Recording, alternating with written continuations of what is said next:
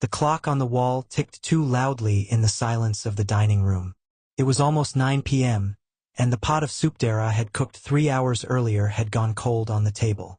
She sat quietly at the end of the dining table, her chin resting on her palm, staring at the front door like it was a gateway to hope. Mr. Daniel was still not home. Dera rose from her chair and moved to the kitchen, her wrapper brushing softly against the tiled floor. She lifted the pot lid and sighed. The smell of egusi soup filled the air, thick, rich, and spiced with bitter leaf just the way her husband liked it, or used to like it. She turned off the gas and sat on a low stool, whispering a quiet prayer. Lord, please touch his heart. Help me not to lose faith in this marriage. Her phone buzzed on the counter. She reached for it, expecting to see Daniel's name flash across the screen. Instead, it was a message from her friend Anita. Anita, Dera, is he home yet? Dera, no. But I'm sure he's busy. Anita, busy? Dera, that man is always busy. Open your eyes, my sister. Something is wrong. Dera sighed and typed back. He's my husband. Anita, I'll keep praying for him.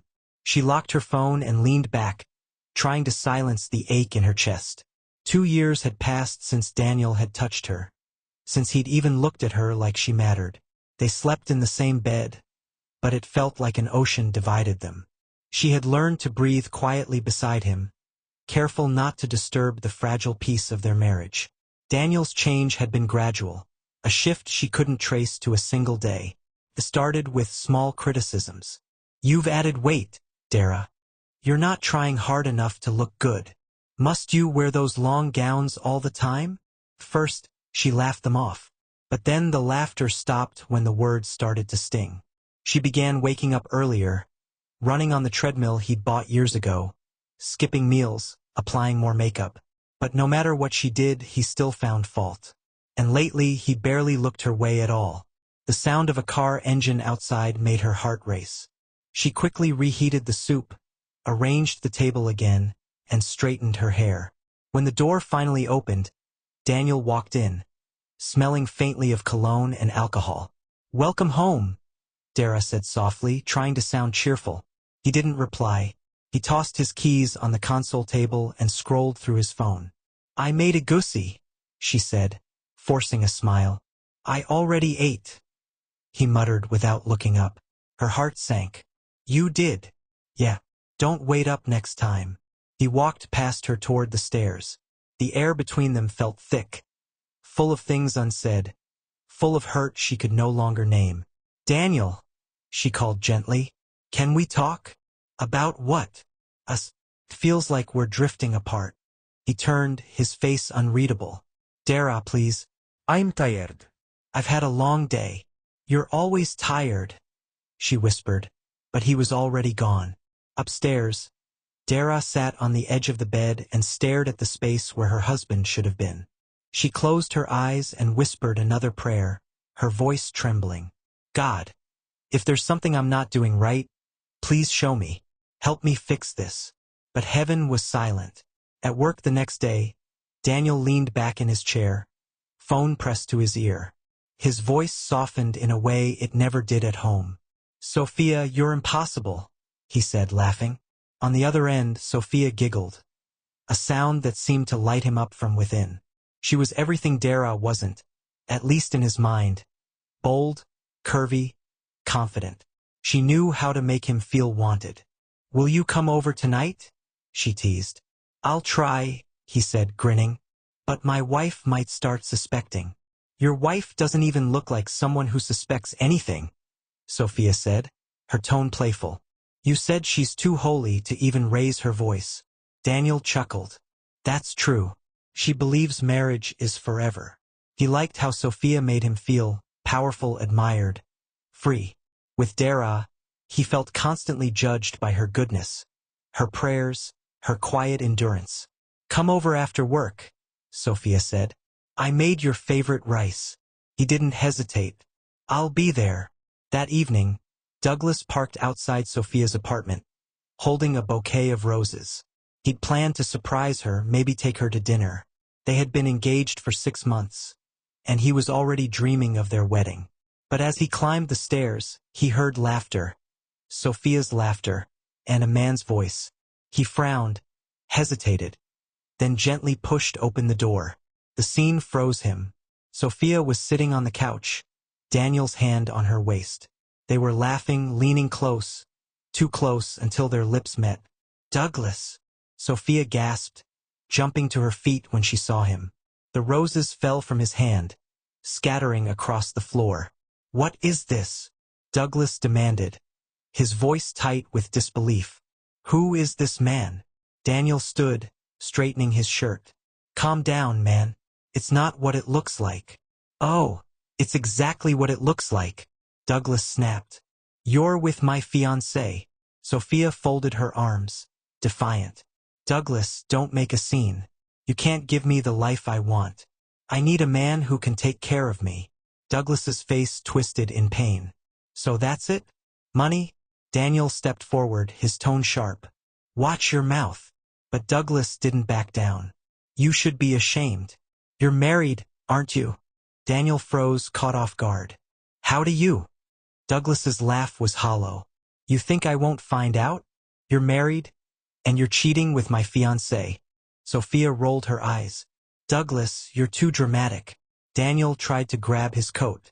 "I don't owe you anything." But Douglas's voice was calm now, too calm. "You'll regret this." And he meant it. That night, Douglas sat in his car outside Daniel's company building, anger burning in his chest.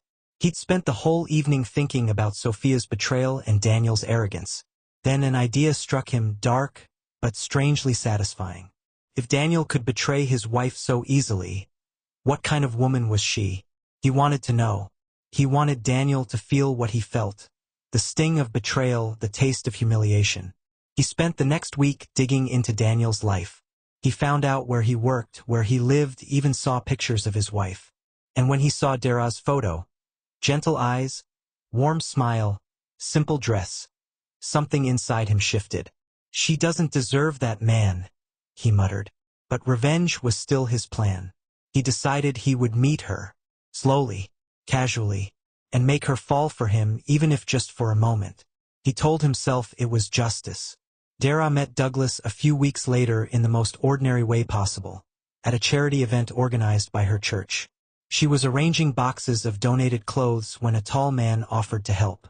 "Need a hand?" She looked up and smiled politely. "Thank you. That would be nice." He smiled back. "Douglas." "Dera." They worked together quietly for a while. There was something calm about him, something that made her feel seen. "You do this often?" he asked. "Every month," she said. "It's something I love doing." "I can see that," he said softly. "You have a kind heart." She blushed slightly. It had been so long since anyone had said something kind to her. As they packed up, Douglas asked if she wanted to grab a drink. Coffee, nothing serious. Dera hesitated but agreed. That coffee became a weekly thing, then twice a week, then more. She found herself laughing again, talking again, feeling again. And Douglas, who had started out with revenge in his heart, began to feel something entirely different. He found himself looking forward to her messages, her smile, her soft laughter. He began to see her not as Daniel's wife, but as Dera, the woman who prayed for everyone but herself.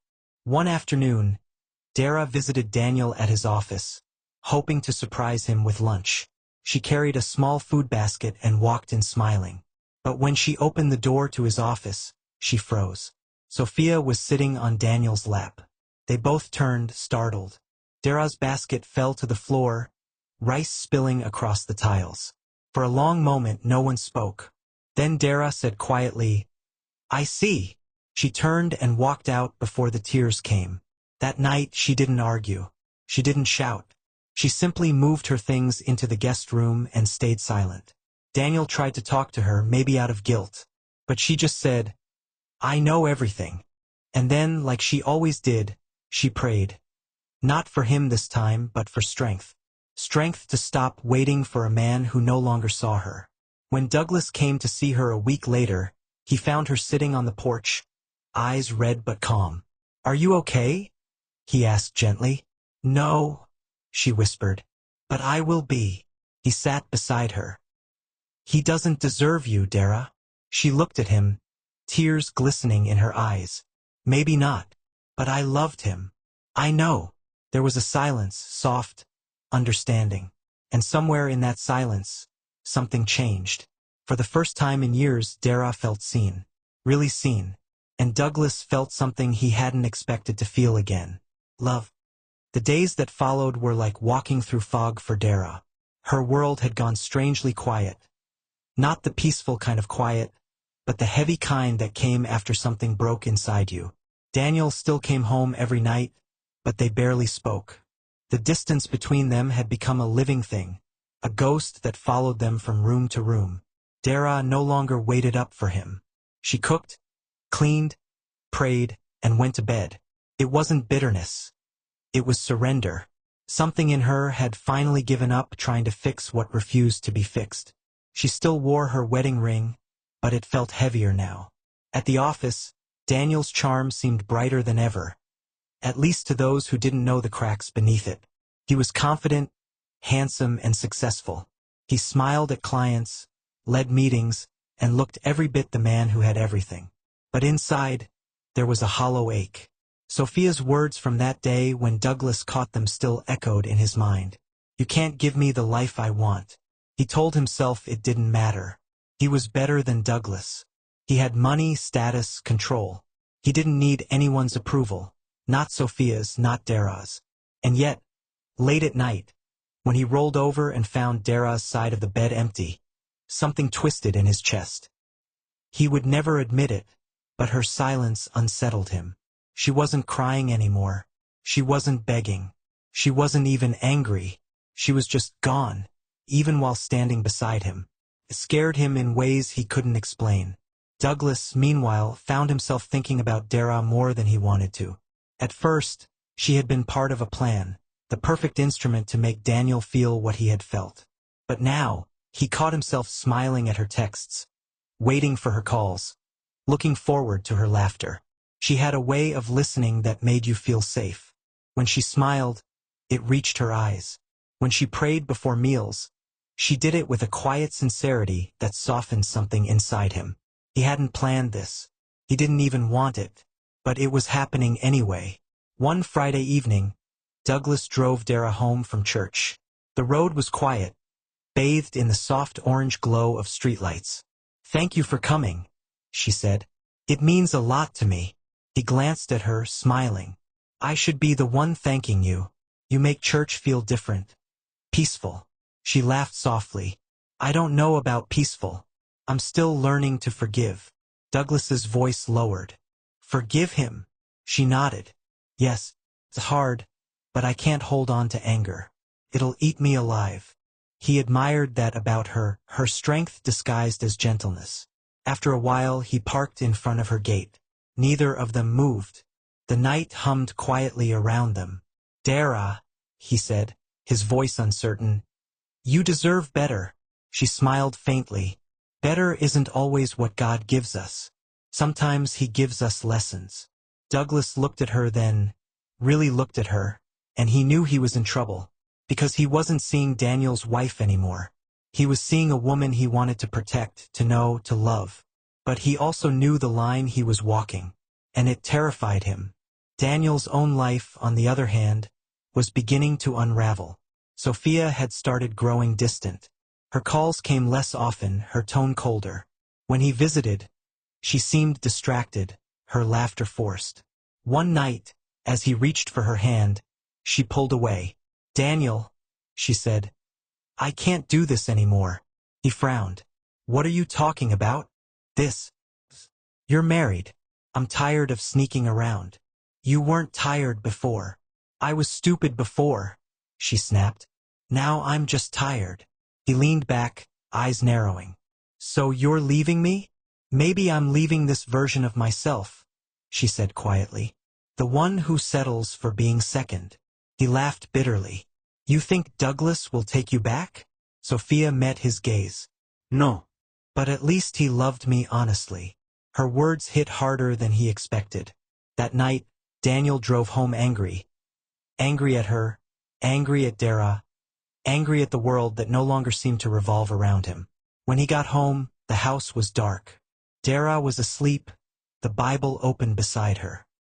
He watched her for a long moment, her calm breathing, the peaceful look on her face. And for the first time in a long while he felt something close to shame. He turned away before it could grow. The next Sunday, Douglas joined Dera for service again. Afterward, they stayed behind, helping to stack chairs. "You know," he said with a grin, "I think I'm officially part of this church now." She laughed. "We'll make you an usher soon." He looked at her, smiling. "I'd do it, if it means I get to see you smile every week." She froze slightly, her cheeks warming. "Douglas, I'm sorry," he said quickly. "I didn't mean to make things awkward." She looked down, a small smile tugging at her lips. "You didn't. I'm not used to kindness anymore." His heart broke a little at that. Days turned into weeks, and their friendship deepened.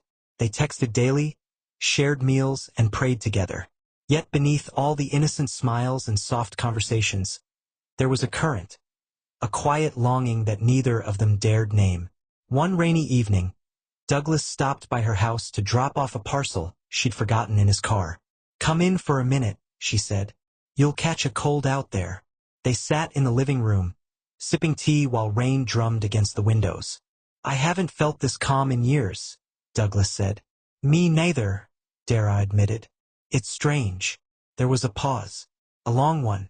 He looked at her, at the softness of her eyes, the quiet grace in her posture. And before he could stop himself, he whispered, "You deserve someone who sees you." Her breath caught. "Douglas." He stood quickly, running a hand through his hair. I'm sorry. That was out of line. She rose too, her heart racing. No. It wasn't. Their eyes met, and for a moment the world went still. It wasn't planned. It wasn't spoken. It just happened. The moment when years of loneliness and quiet affection collided. They both pulled away almost instantly, breathless, ashamed, yet strangely at peace. "I should go," he murmured. She nodded, tears in her eyes. "Good night, Douglas." "Good night, Dera." When he left, she sank to her knees and wept. Not just from guilt, but from relief. Relief that she could still feel something human. Daniel, meanwhile, was beginning to taste the consequences of his choices. Rumors had started to spread at work. Whispers of his affair, hints of disloyalty. Sophia had moved on publicly, seen with another man at a company event. His performance began to slip. Client complained. His boss noticed, but Daniel blamed everyone but himself. At home, he tried to reclaim control. "You've been going out too much lately," he told Dera one night. "Who are you always meeting?" She looked at him, calm. "Friends. Church members. Men." She smiled faintly. "Even if they were, would it matter?" He glared at her. "Don't play games with me, Dera." "I'm not," she said softly. "I just realized something, Daniel. You stopped being my husband a long time ago." Her tone wasn't angry, it was final. He laughed bitterly. "You can't leave me. You and your religion don't allow divorce." She looked at him then, and for the first time, he saw something in her eyes that chilled him. Peace. "Maybe not," she said quietly. "But sometimes, God allows separation for healing." And she walked away. Douglas didn't know what to say when Dera told him she was thinking of leaving. He wanted to tell her to run, to start over, but he also knew how deeply her faith guided her choices.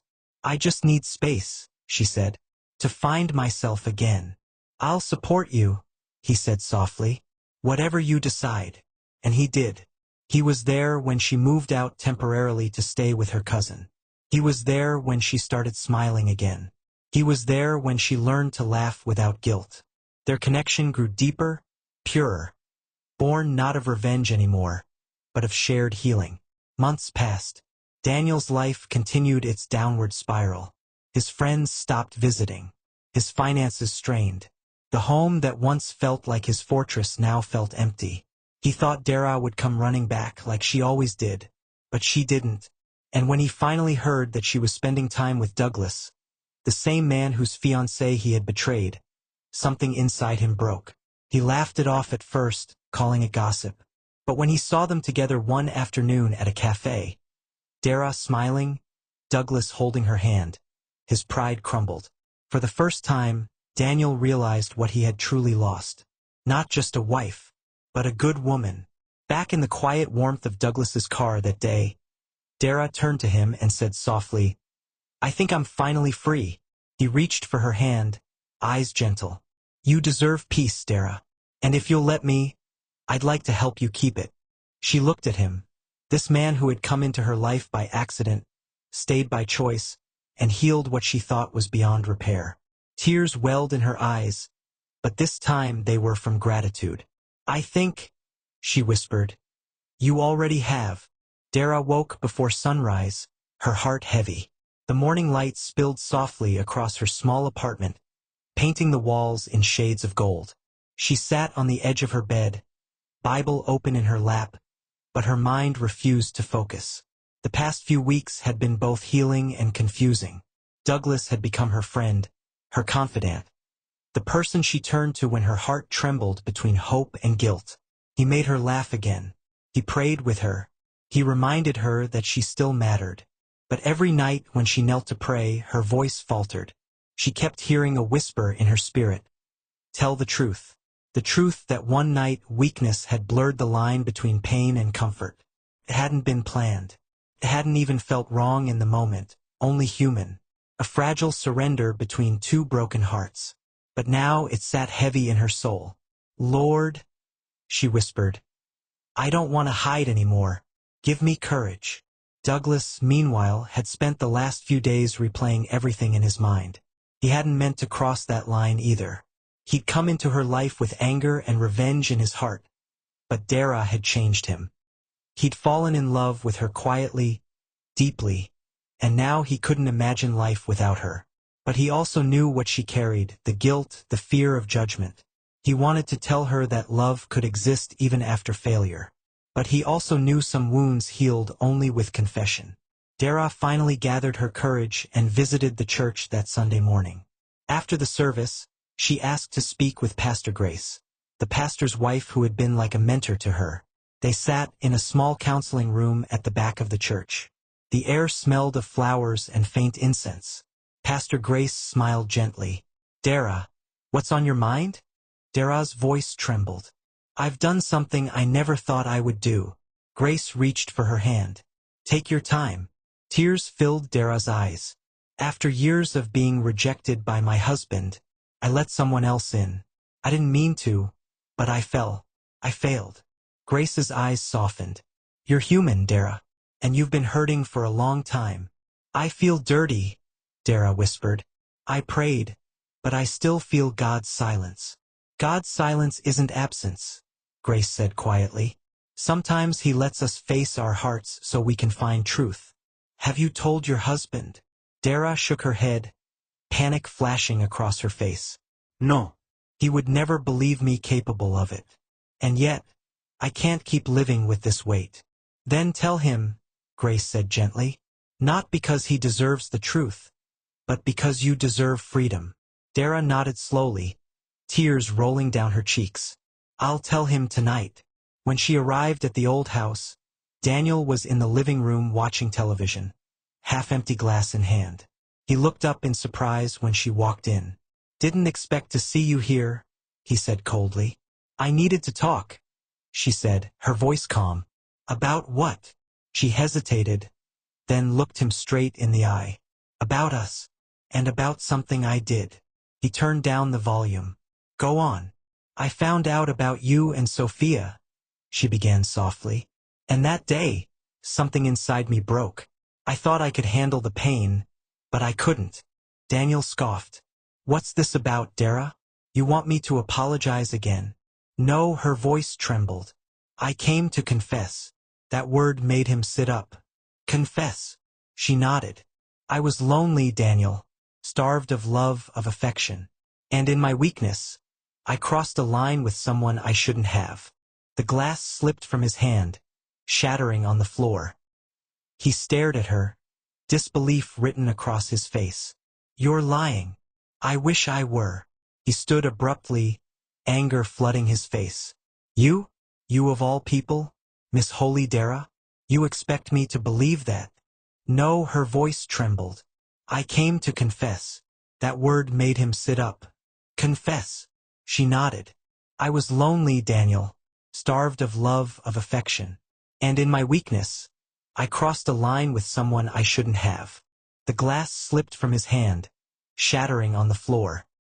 He stared at her, disbelief written across his face. You're lying. I wish I were. He stood abruptly, anger flooding his face. You? You of all people? Miss Holy Dera? You expect me to believe that? Tears filled her eyes. It's the truth. I'm not proud of it. But I needed to say it. He laughed bitterly. You? The woman who prays over everything, who lectures everyone about faith. You expect me to think you cheated. She took a step back, her voice breaking. Believe it or not, I did. And I've asked God for forgiveness. He shook his head, disbelief turning to scorn. You're only saying this to hurt me because I hurt you first. No, she said quietly. I'm saying it to free myself. He turned away, his jaw tight. You disgust me. She flinched at the words, but didn't respond. Instead, she whispered, I still pray for you, Daniel. And she walked out, not in anger but in peace. Later that night, Daniel sat alone in the silence. Her words echoed in his mind. I crossed a line. He wanted to believe she was lying, but deep down, something told him it was true. For the first time, the mirror reflected a version of himself he couldn't bear to look at. A man who had mocked, belittled, and broken a woman so deeply that she lost herself trying to love him. The irony burned. He had spent years thinking Dera would never leave because of her faith. But faith, he realized, wasn't chains. It was strength. And she had finally used that strength to walk away. Douglas received a call that night. Dera. Her voice was shaky but firm. I told him. He sat up, concerned. How did he react? He didn't believe me. He thinks I said it to hurt him.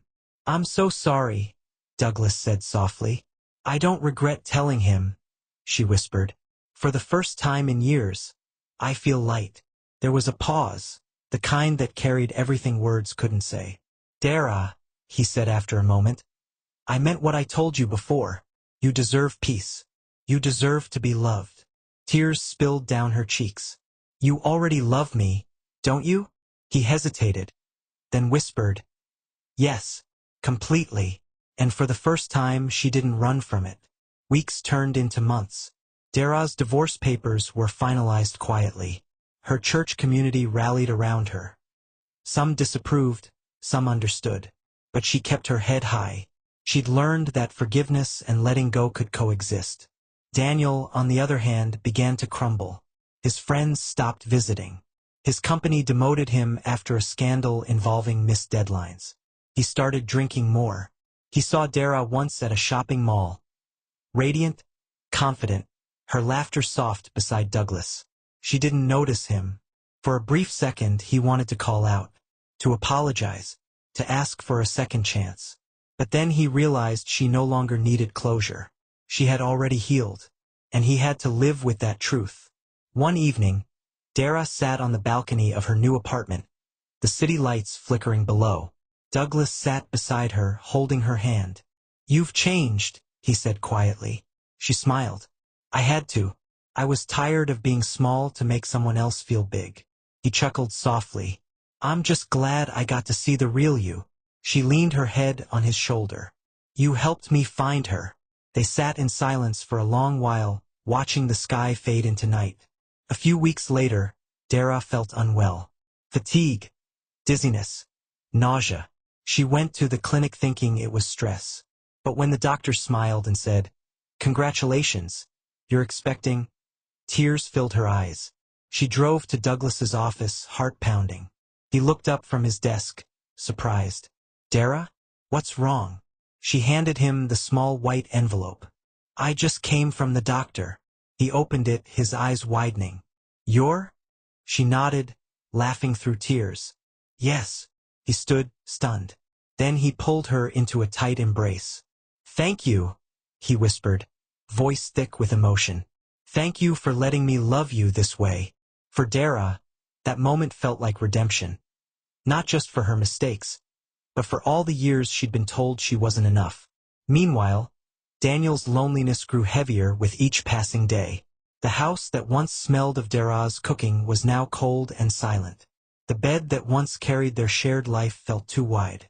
He saw the news of Dera's wedding in a church bulletin a few months later. A small, graceful ceremony with family and friends. He read her new name aloud, Mrs. Dera Douglas. And for the first time, his eyes filled with tears. Not because he hated her, but because he finally saw her. And he knew he'd lost something he could never get back. That evening, as the sun dipped below the horizon, Dera sat beside Douglas on their porch, hand resting gently on her growing belly. She smiled at him. Do you think God really gives second chances? Douglas nodded, eyes warm. Yes, but sometimes the second chance isn't for the same people. It's for a new beginning. She looked out at the sunset, her heart full. For years she had begged for her marriage to be saved. But now she realized, sometimes salvation doesn't come through holding on. It comes through letting go. And as the evening breeze brushed her face, Dera whispered a prayer. Not of sorrow, but of gratitude. Thank you, Lord, she murmured. For peace. Douglas reached for her hand and kissed it gently. And in that quiet moment, surrounded by the soft glow of twilight, Dera knew that her story, the one built from pain, patience, and faith, had finally found its happy ending. Months later, they married in a quiet ceremony. A simple gathering in a small church, surrounded by a few friends and family. There were no fancy decorations, no expensive suits, no noise, just joy. Dera wore an ivory gown with soft lace, her belly already rounding gently beneath the fabric. When she walked down the aisle, everyone stood, not for extravagance, but for the grace she carried like light. Douglas's eyes shone with tears as he took her hand. From the moment I met you, he said, voice trembling, you reminded me that love isn't about winning or losing. It's about healing. You healed me, Dera. She smiled, whispering. And you reminded me that even after brokenness, love can still be holy. Their vows were simple, honest, the kind that didn't need grand words because truth was enough. Sometime later, Dera stood in the small garden behind their home, cradling her newborn son. The air smelled of rain and earth. Douglas came up behind her, wrapping an arm around her waist. He looks like you, she said softly. Douglas chuckled. He looks like hope. They both laughed, and in that moment, everything, the pain, the betrayal, the long nights of crying, felt like another lifetime. Do you ever think about him? Douglas asked gently. She was quiet for a moment. Sometimes, but not with anger, just with understanding. He was broken and I tried to fix him. But some people have to break before they can rebuild themselves. Douglas nodded. You're a better person than most. No, she whispered, looking down at their child. Just a survivor who learned to choose peace. Months later, Daniel showed up at her shop. He looked older. Tired eyes, thinner frame, suit wrinkled like a man who'd forgotten how to care. He stood by the doorway, unsure of what to say. Dera looked up from her counter, surprised but calm. Daniel, she said, voice steady. It's been a while. He nodded. I heard you remarried, and congratulations. Thank you, she said softly. He hesitated, hands trembling. I came to say I'm sorry, Dera, for everything. I didn't see your worth until I lost it. She smiled kindly. I forgave you a long time ago. He looked down, ashamed. You look happy. I am, she said simply. Happier than I ever thought I'd be. Daniel nodded slowly, tears forming. He turned to leave, but paused at the door. You deserved better. I'm glad you found it. She watched him walk away, not with bitterness, but with peace. Some wounds don't vanish. They just stop hurting when love finally replaces them. That night, Dera stood by the window of her home, the baby asleep in her arms, Douglas reading nearby. The world outside shimmered in soft moonlight, and she whispered a quiet prayer. not for herself, but for all the women still trapped in pain, still waiting to be seen. Let them find the courage, she murmured. The same way you helped me find mine. Douglas looked up, smiled, and came to stand beside her. He kissed her temple and whispered, "We made it." "Yes," she said, resting her head on his shoulder. "We did." And for the first time in years, Dera truly believed in happily ever afters. Not the perfect kind, but the kind built from ashes and grace.